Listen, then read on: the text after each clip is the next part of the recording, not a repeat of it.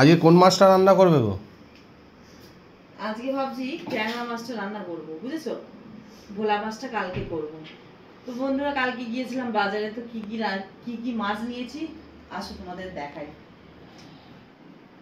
এই যে নিয়েছি হচ্ছে চিংড়ি, আর এখানে হচ্ছে ভোলা মাছ।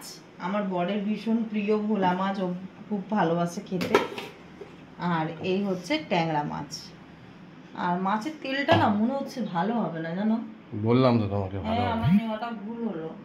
মনে হচ্ছে ভালো হবে না। আমি মাছের তেল এত ভালোবাসি খেতে, মাছের তেলটা দেখে মনে হচ্ছে ভালো হবে না, করবো না। আর আজকে ভাবছি করবো হচ্ছে ট্যাংরা মাছের ঝাল করব, আর চিংড়িটা করব।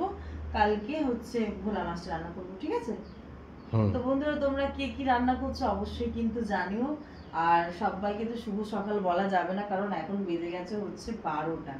ঠিক আছে, 12টা বাজার। আজকে আমি অনেক রাতে, তো কালকে আমি অনেক রাতে ঘুমিয়েছি, তো তার জন্য আজকে উঠতে লেট হয়ে গেছে।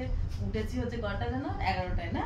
11টায় ঘুম থেকে উঠে তারপরে এখন রান্না বান্নার তোড়জোড় চলছে, রান্না বান্না করি, তারপর তোমাদেরকে আবার শেয়ার করব, ঠিক আছে?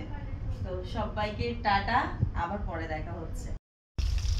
এখন হচ্ছে মাছ ভাজা চলছে। তো এটা কি ঢাকা দিয়ে দেবো? হ্যাঁ, ঢাকা দিয়ে দাও, নাহলে ফাটবে। নাহলে ফাটবে না।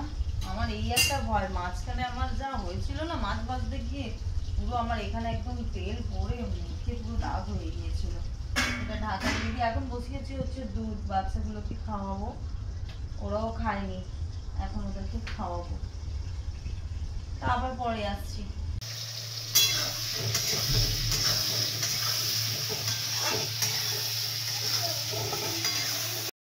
তো আমার রান্না বান্না কমপ্লিট হয়ে গেছে। দেখো, করলাম হচ্ছে ট্যাংরা মাছের ঝাল, আর হচ্ছে এখানে চিংড়ি মাছের আলু দিয়ে তরকারি।